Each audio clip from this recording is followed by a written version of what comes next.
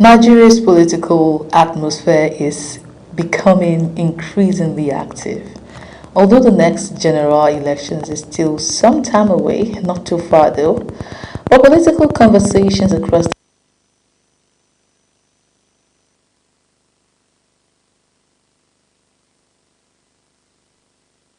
weekend, Nigerians witnessed an important round of electoral contests alongside the Ekiti governorship election. By-elections were conducted in across 6 states of the federation. The states included the Ondo South Senatorial District, Nasarawa North Senatorial District, Rivers South East Senatorial District, Enugu North Senatorial District, Dawakin Kudu Warawa Federal Constituency in Kano State, Zuru State Constituency in Kebbi State.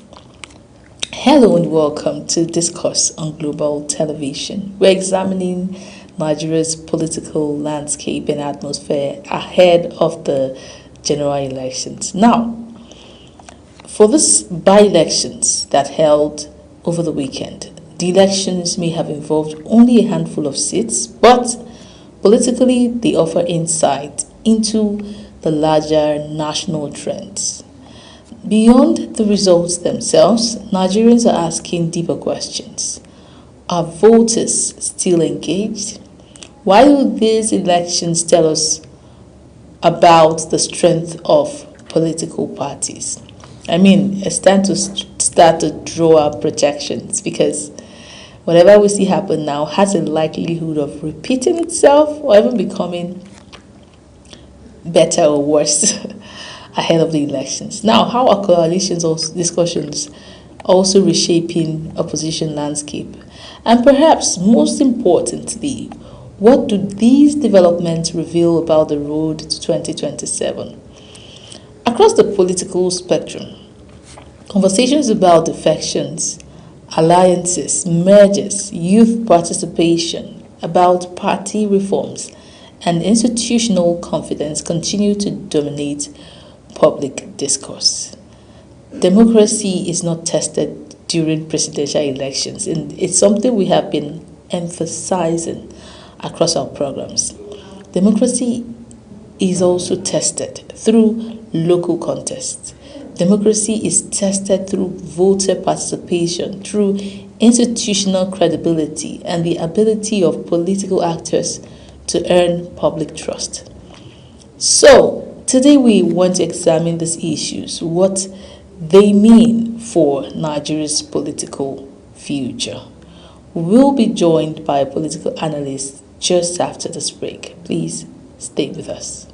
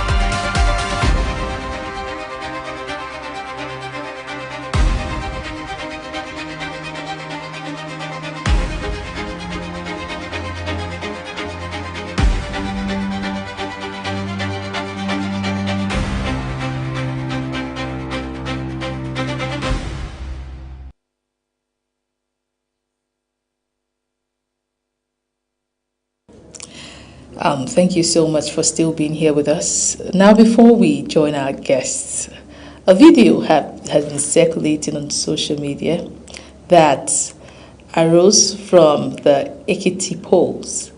This video is a bit controversial. In this video, we see a group of people being distributed voters card or something that looks like it. And we also see a video of a lady coming out boldly to talk about how she had been paid. In the context, we're not so clear about. But let us bring to you this video. All of these things highlight the road to 2027.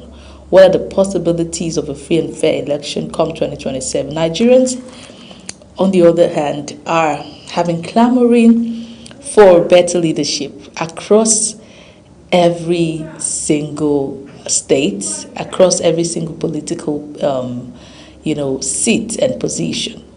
But would this be a reality? I mean, will free and fair elections be a reality for the electorate? All these conversations are important to start having now, basically because it is time to highlight the ills, especially as we have by-elections. What are the lessons to learn? What can we draw, even as we make preparations for the bigger polls come 2027? But let us bring this highlight to you. Please stay with us.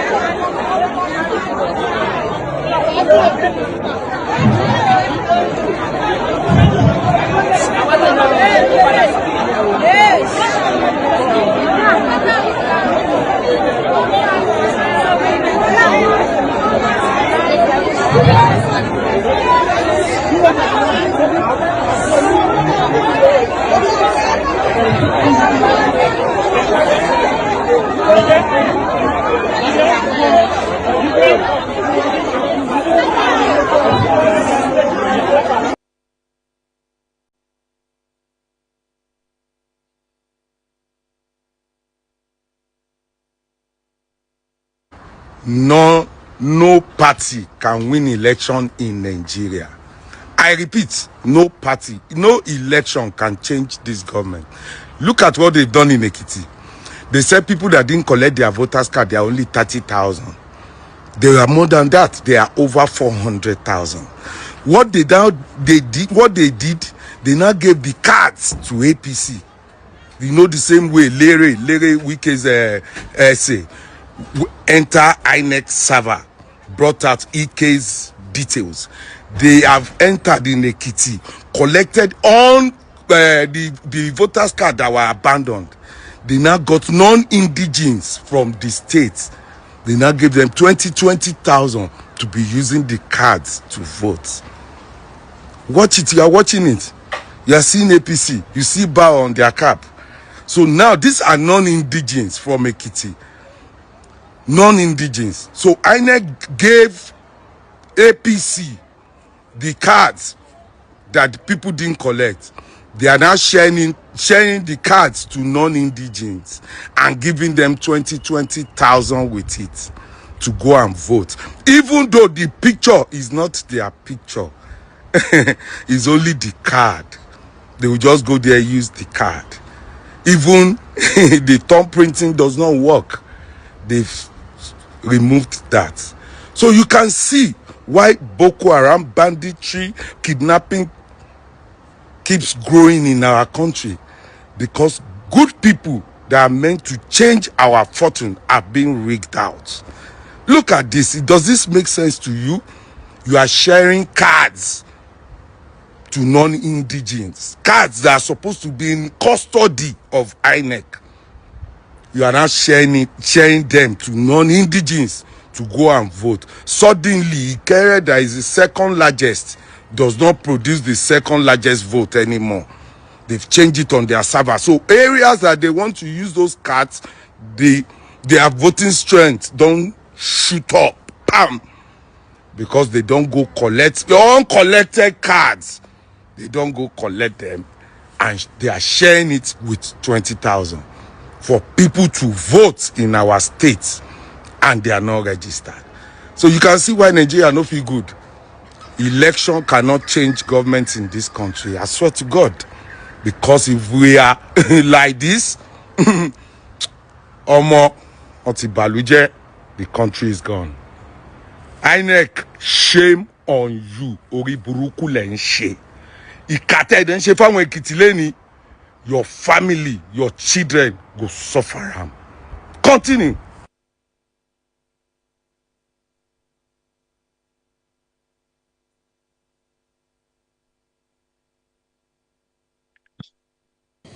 All right, that video was Fayoshe younger brother, I mean the former governor of Ekiti State younger brother, Ayo Fayoshe, that is Isaac Fayoshe, giving us what he calls his opinion of the just concluded polls in Ekiti. We are joined right now by a political analyst, Bingel Elisha. Thank you so much for joining us on Discourse today. Okay, so I don't know if you saw that video. Have you seen it before? I don't know if you want to make one or two comments about it. Did you take your time to watch that video, sir?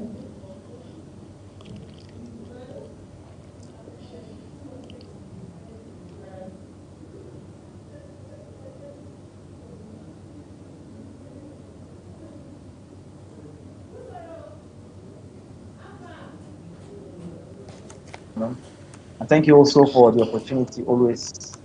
I really appreciate this kind gesture from Global Team.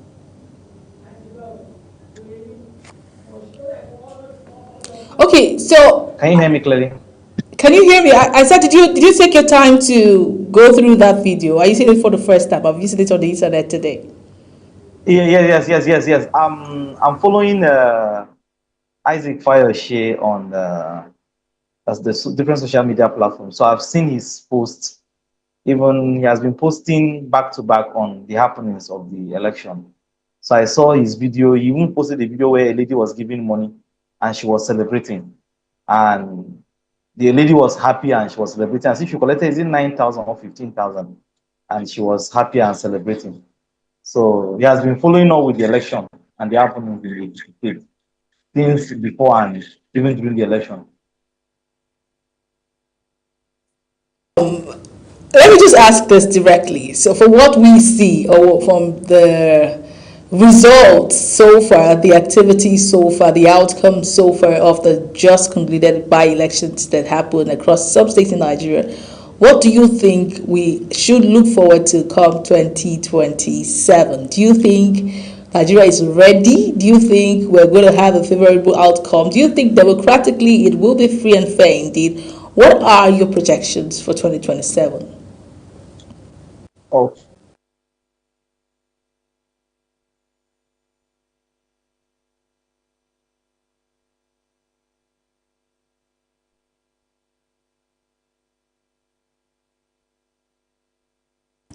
Okay, we seem to be having some technical hitch there with a political analyst, Bingel Elisha. But then that video was, do I say hilarious? Is this something we should hold on to? We were speaking with a guest in our earlier program, and there is a thin line. He was trying to emphasize a thin line between, social media news and information, and our ability to be able to carefully ingest what we see online. But at the same time, Nigerians are preparing for free and fair elections, and we understand that a lot of people have been clamoring for good leadership. So why do we give allowance for phone users, for concerned Nigerians, for democratic Nigerians, patriotic Nigerians to monitor processes seamless? I mean, as long as you have your facts and figures to back your claims. Where do we allow for them to, feed the public with outcomes that, happens within their own jurisdiction and, environment? We are also hoping that the bodies in charge of elections, I'm directly talking to the Independent National Electoral Commission, INEC, maybe or maybe not. I don't know if they have seen this video, but we are really looking forward to getting reports or having them give their own statements on videos like this that circulate the internet, because it is a cause for concern. If we can validate, if at any point we can, or the people that put this out there, if they can prove whatever it is they have put out there, then it shows that 2027 is not going to be any different. If we cannot be able to call these ills to order, if we cannot be able to, give Nigerians the hope that these things are wrong and will be dealt with appropriately. So the concerns are enormous, if you ask me. If this video was actually something that really happened, but elections are just by the corner. I mean, our general elections, and there are practical lessons that we can draw from these by-elections, that happened over the weekend.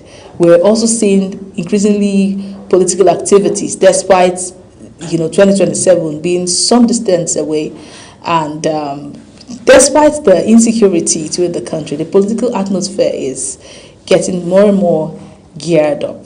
We also want to talk about Nigeria's current political climate as regards to all of this happenings, and Nigerians becoming more politically engaged, and whether they are becoming politically frustrated. So there are lots of issues to highlight and to draw lessons from the just concluded polls. But we'll just take a quick break right now, hoping that by the time we return, we'll be able to connect back to our guests. Please do not go anywhere.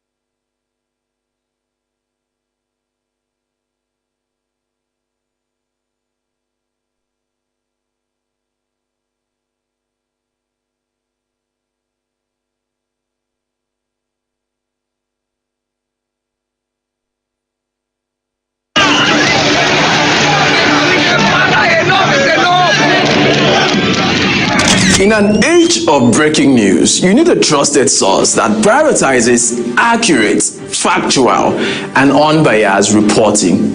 This is AM News, and I am Ubong Usoro. On global television, our news is rooted in verified and authoritative storytelling that keeps you educated, informed, and enlightened on all the issues that matter to you. I am Sadia Yakubu. This is Midday News. You can trust a multi-platform news broadcast, real-time and fast-check stories for all the big local and foreign headlines round the clock. I am Ramsey Enoch Agbo.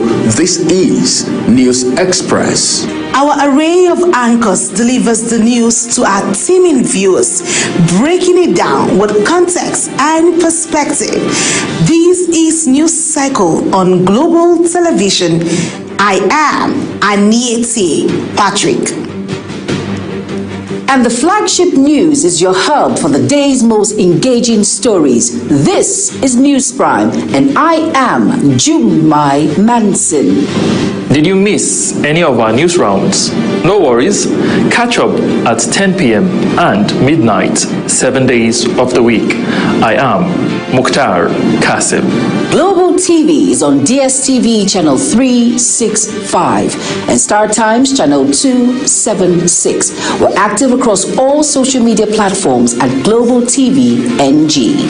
Global TV News, accurate and unbiased. I'm Uyi Agmofwebe.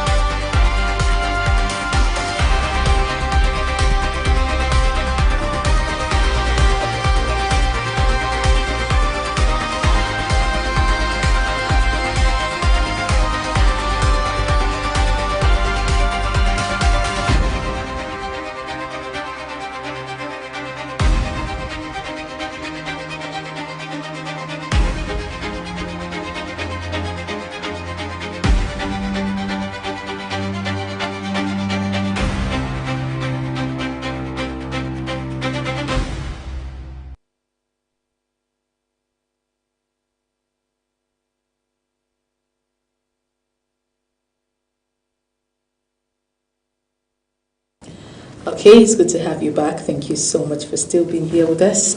We're joined by one of our senior anchors in the studio. I mean, it's a very important conversation, and conversation that we all have to lend our voices to. I mean, I have with me Uyi Agmofwebe in the studio this afternoon. Thank you so much, sir, for coming. I'm delighted. Okay, so we are just trying to analyze the just completed by-elections that happened across some states and territorial districts across the country. We had one in Ondo South Senatorial District, Nasarawa, Rivers, Enugu, Kano State, some constituents. And then, whether we like it or not, whatever outcome we had somehow has a way of projecting 2027. The ills that we choose to ignore would meet us in front. The anomalies that we choose to ignore, and even the successes that we can get from all of this, polls, if we're not able to draw the lessons on where we got it right, we may not be able to replicate it come 2027. So that is particularly why we're having this conversation. I don't know, from your own kind of analysis or your own, projection, how do you see 2027 playing out with, if we want to, how do we rate the success of what we even had across, the states as we project towards 2027? I think, first of all, it's a pleasure to be here. There are several things that do stick out, really, if you look at it on the basis of what we saw on Saturday. Beyond Ekiti, which was a gubernatorial election, that was a bit peculiar. You realize that it's still a two-horse race, we're saying. the APC and the PDP. Yes, you may say the PDP wasn't particularly spectacular as a party in terms of the number of elections that it won on Saturday. But you realize that in a place like River State, the PDP had a showing that is, give or take, impressive.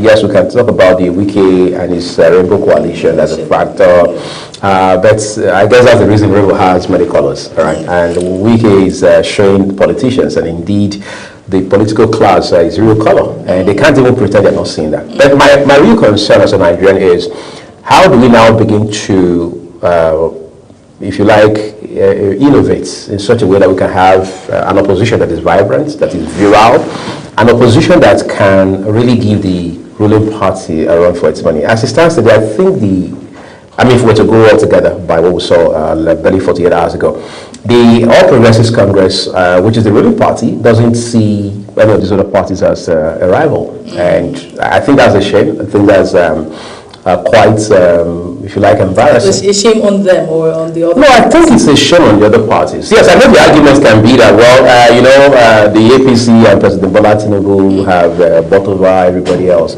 and so on and so forth. I think what we need to be asking ourselves is APC the first the first political party to be in government at the national level? Of course, we know the answer to that question. PDP had done 16 years between 1999 and 2015. The APC has not done that long a time, that much time in office. All right, the question is, when you have the PDP within that 16-year period, which is essentially, if you like, four administrations, all right, uninterrupted. Yes, what exactly were the structures they put in place in terms of internal mechanism within their own political party? All right, we need to look at that. And that mechanism, if they had any at all, see the light of day. Who are those people who led the PDP between 1999 and 2015? Are they still alive? Are they still in the party? Are they still active? We need to ask ourselves. And then you flip the coin and ask yourself, what has been the pattern, if you like, the trajectory of the APC, starting from the days of the AD in 1998, 1999. Yes, nomenclature may have changed, name may not have remained the same, but the goal and the vision have been constant.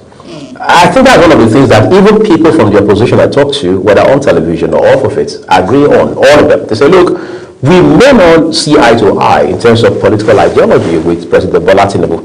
The one thing we cannot and will not take away from him is the fact that he's been able to midwife the APC for more than 2 decades. It takes a lot to do that in a place like Nigeria. Yeah. So for me, I'm looking at this election from the standpoint of, if we were to go into 2027 the way it is, are we going to have an opposition of any kind? I'm afraid not. The NDC may have to be, we have to excuse the NDC for a minute for obvious reasons. Say, okay, well, they probably just got into the fray, they're still trying to put their house in order, they are maybe prioritizing presidency as against sub-national elections, governorship, House of Assembly, or even the National Assembly.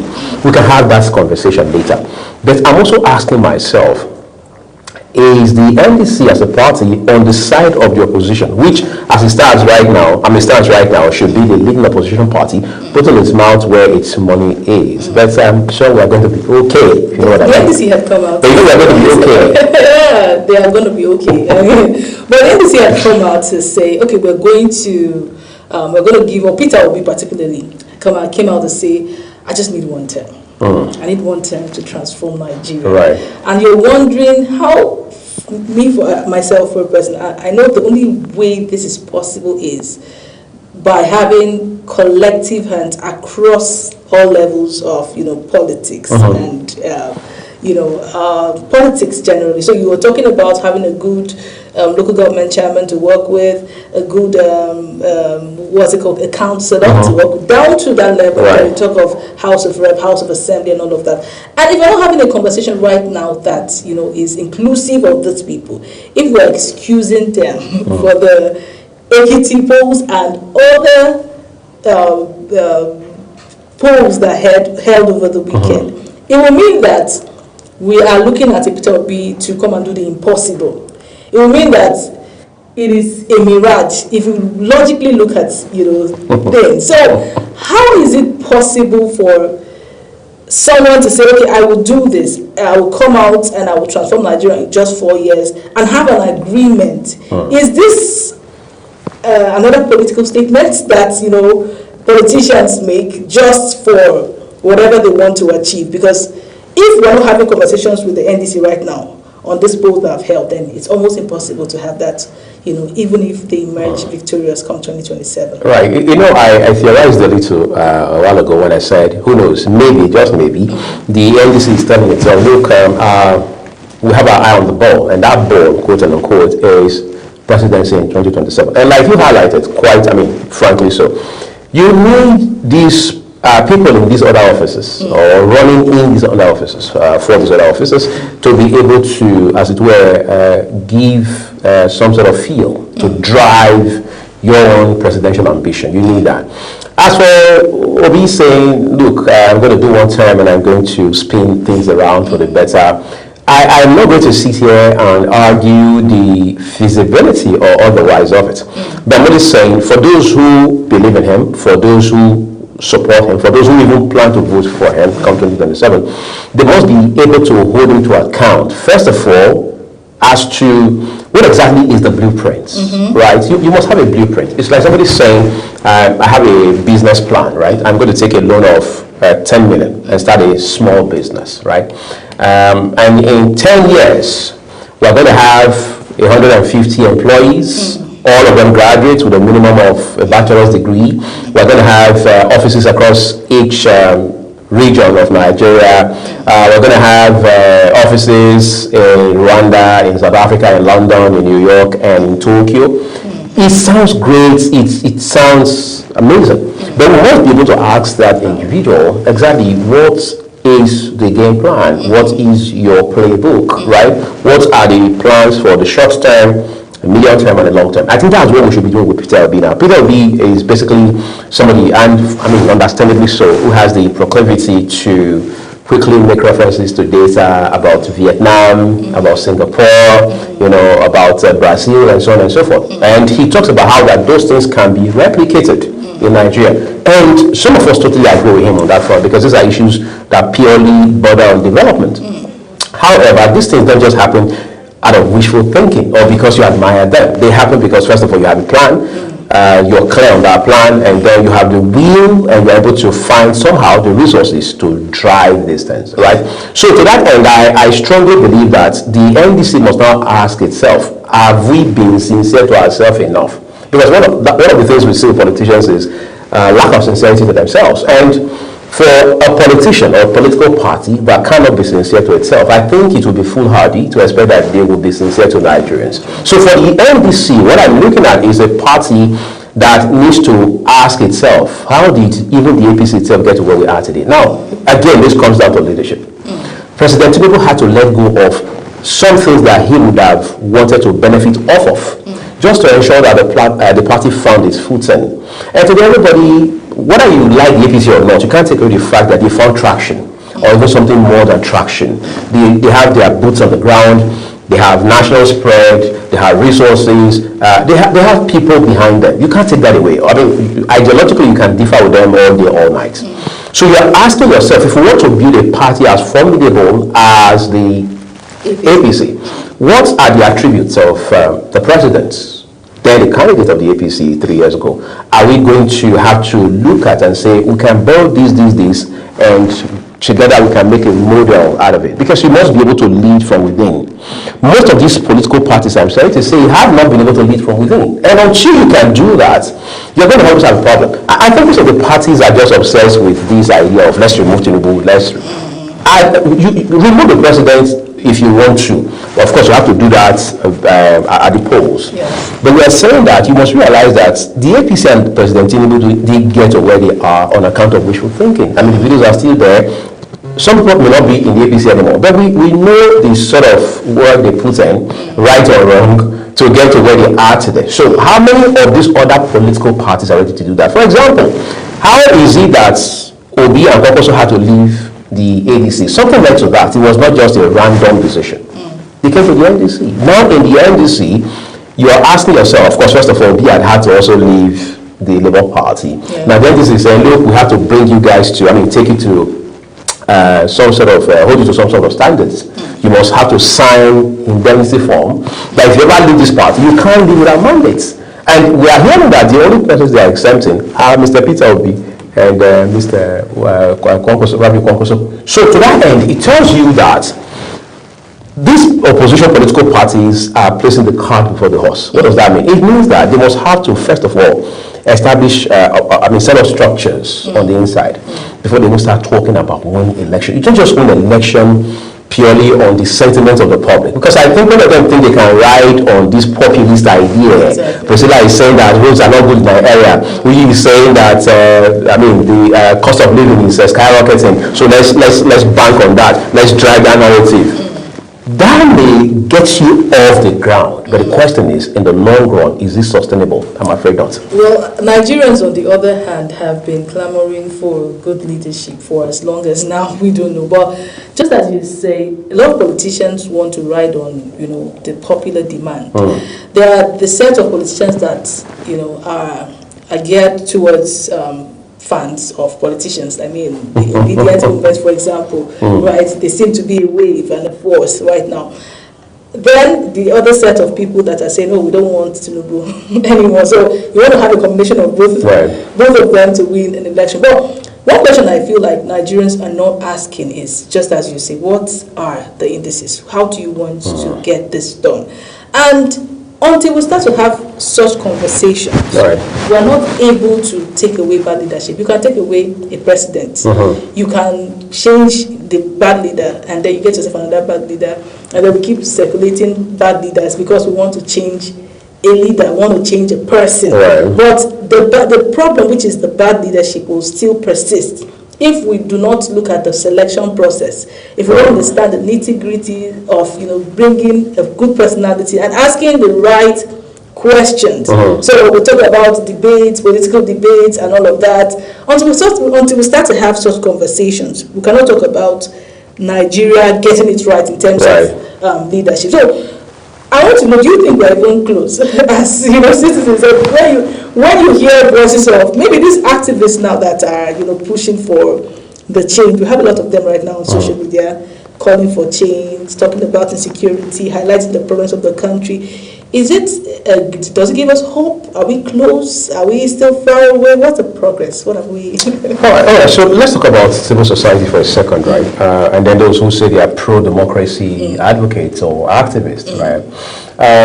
I know, so I was telling somebody, I said the last time we actually had what you might call civil society or pro-democracy activists. In the real sense of the word. I'm not saying we no longer have, we still do, even though the number is very infinitesimal. But the last time we had them, as we conventionally know it, was around the MKO Abiola 1993 election, right? And incidentally, the current president and a good number of people who are still alive today, some of them in this government, others on the opposition side of things, were part of that movement at that time. One of them, a gentleman, was here on the program the other time with our colleague, talking about USA Director, who is the spokesperson now for the NDC, that's the party of Mr. Kwankwaso and Mr. Peter Obi. Now, why do we have to say all this? It's to say that I can't understand for the life of me how you are evidently affiliated with a particular political party in the opposition. And then come out and say you're an activist. So I'm asking, help me understand, are you being an activist for the people, for the public, for citizens, for the voting public, or are you posing as an activist so you can direct traffic to your party? We need to be clear, because you can't come to the streets today and say you are carrying placards with like minds. So does this include the likes of Showore? Okay, in the case of Showore, it's a bit conflicting, right? Showore is somebody who has been known for about 3 decades and counting, yes, more than 3 decades now, as an activist. So anybody who knows Showore would, without even scratching their heads, tell you he's an activist.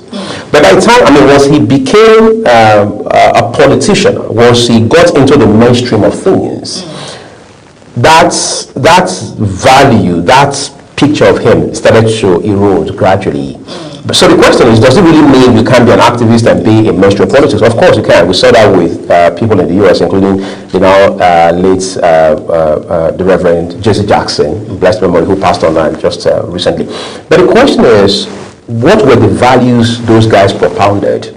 Did they stay consistent over time? Did they ever become so controversial that people were not clear as to where they stood on the side of things?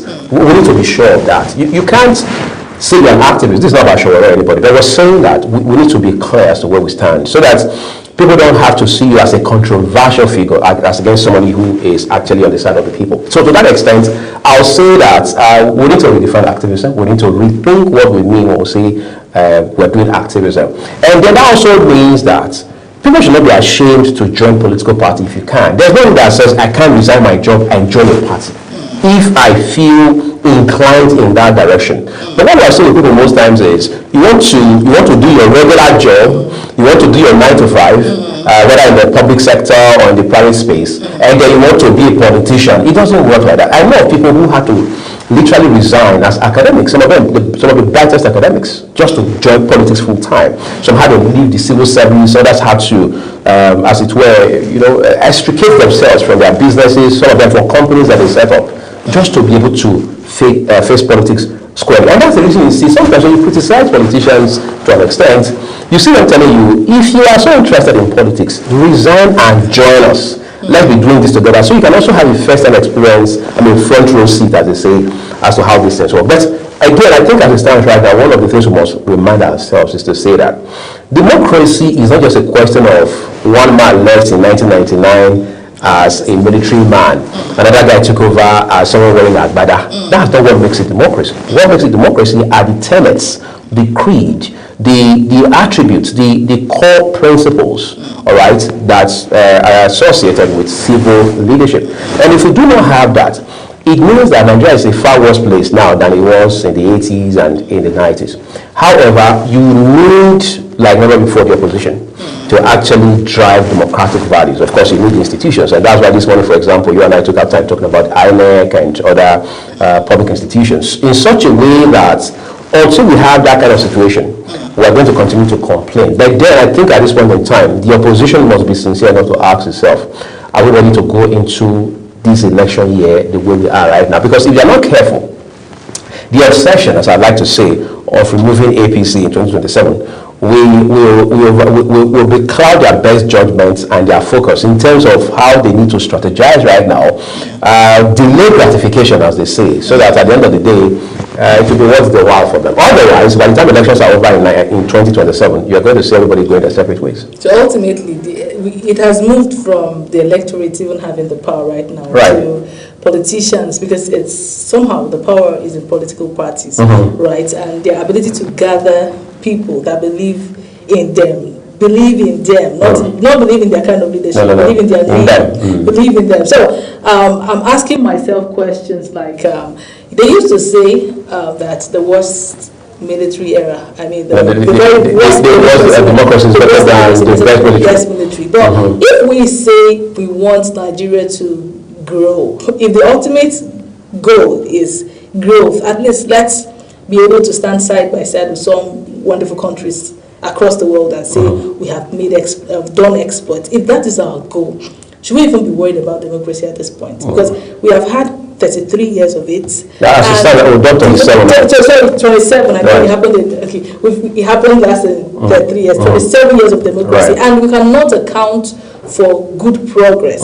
We cannot account for the dividend, which is good roads, good schools, good hospitals, the basics. The basics of the basics. So why are we pushing for a democracy that doesn't really answer to us, that doesn't really give us the benefits? I don't think we've gotten 1/3. I don't think we've not really gotten dividend of democracy as a nation. So why should we keep pushing for democracy? Why not adopt maybe other system of governance? If you ask, I don't know what you. Quite frankly, that question has been it's been a subject of debate for a long time, right? It's been a symposium discussion for a while now. But the thing is, are we even clear as to where we want to be? All right. Do we have, as it stands right now, if you like, KPIs, all right, to determine to assess our progress. I mean, assuming we've made progress at all, we need to ask ourselves that. You see, at this point in time, Nigeria's problem is not so much about the system of government as it is about the will to do right. Yes. And let me give you an example. So somebody says to you in the morning, "I'm thirsty," and you know what you do for somebody who is thirsty is give them water. If the same person comes in the afternoon, in the evening, or at night, and they say they are thirsty, of course, it's still water you're going to give them, right? So, to that extent, it's not so much about the time of day at which they are asking for water. It is the fact that they are thirsty, and common sense demands that you give them water. So, if Nigeria, for example, needs roads across this country, whether you say they are interconnect roads or they are freeways, as they call them in America, do we need a democracy? Do we need a monetary regime? Do we need a parliamentary system of government? So we must ask ourselves, what do we really need? Some of these things go beyond the name or the kind of government.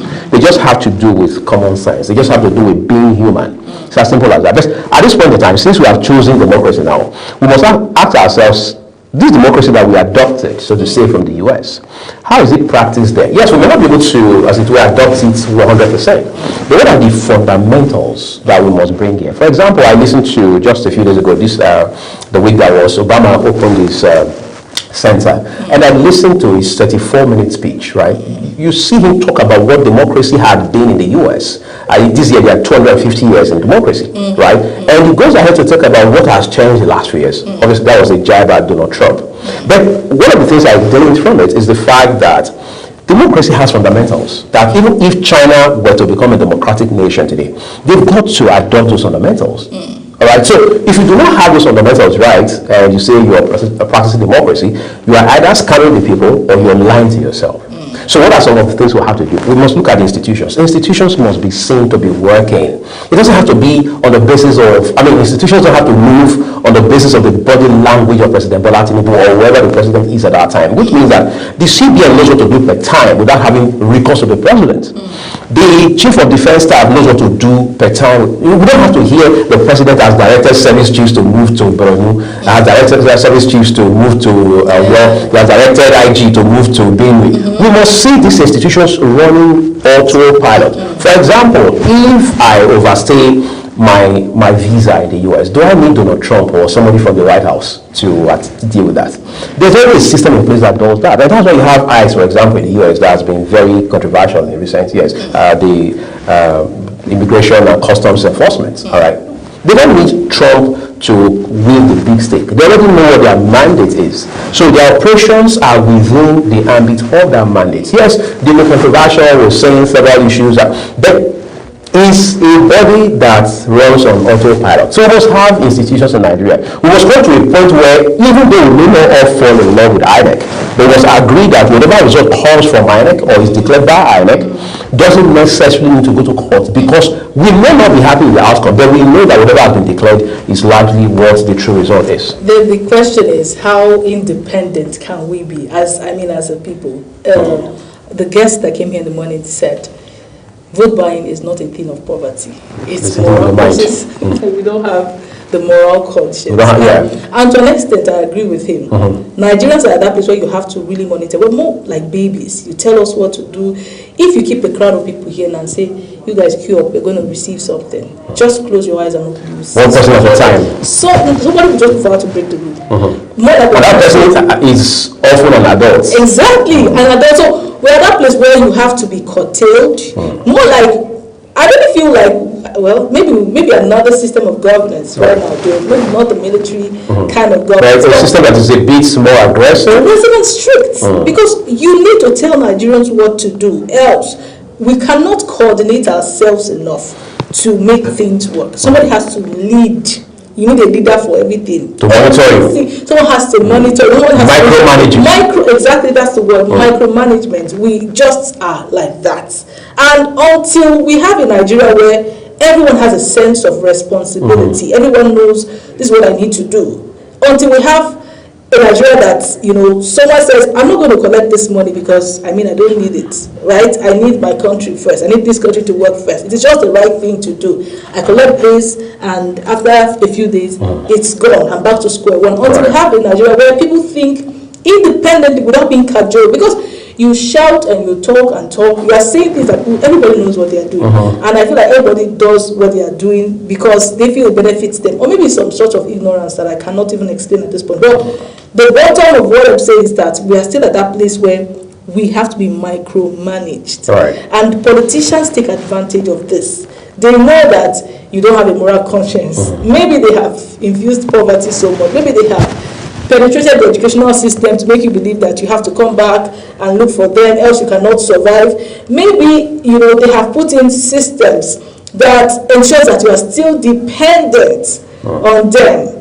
But I feel like the solution is having a system of governance that still helps us grow, makes us responsible independently. Until then, we just keep deceiving ourselves that we are doing democracy and we're going to vote. I'm tired of deception. We're so tired of deception. But maybe just give last words as we approach 2027. What's that thing that Nigerians need to have at the back of their minds as we go to the polls 2027? It's to say that, look, you can't solve a problem with the same mindset that created it, as what they say. So if, for example, in my first year in school, my grades were very poor. In fact, by my second year, my grades plummeted again. Nobody needs to advise me starting from first semester, third year, what to do. I can't bring the same 100 level, 200 level mindset to my third year, to my final year, as the case may be. So that simply means that if you have noticed that 2015, 2019, 2023, the choices that you made didn't work out, you need to ask yourself, what could be wrong? Sometimes some things are not particularly about the country or the other guy over there. They are also about us. The problem is, by nature, we're wired in such a way that we don't see us as being the problem. It's got to be the other person over there that's the problem. So, did you make the right choice? For example, when you voted in 2019 or 2023, on what basis do you vote? Was it because Priscilla is from your place, speaks your language? Priscilla was your classmate in school? Priscilla is your in-law? Were those the considerations, or because she's from your part of the country? Did you look at competence? Did you look at track record?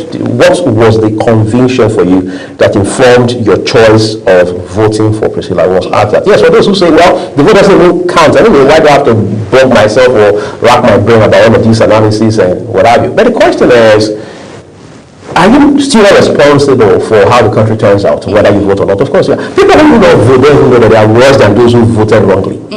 The person who voted wrongly did make some effort. It takes a lot for you to go queue to vote. I mean, you know how it works in this country. You can't, as of today, you can't vote from the convenience of your home or office. So people have to go out on the streets and queue up and take their time, exert energy to vote. So that's some effort. They may have voted wrongly. Who knows?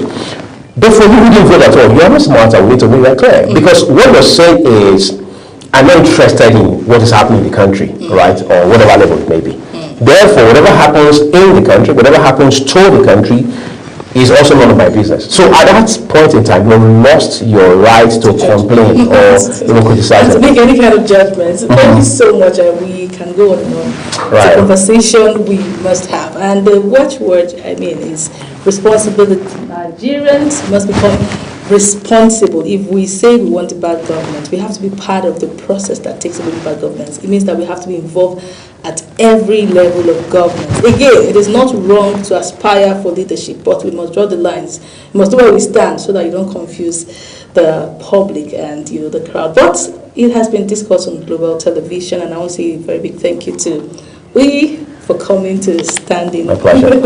And to our viewers for watching. Thank you so much. Please, I'll leave by saying, go get your PVCs and be part of the democratic process.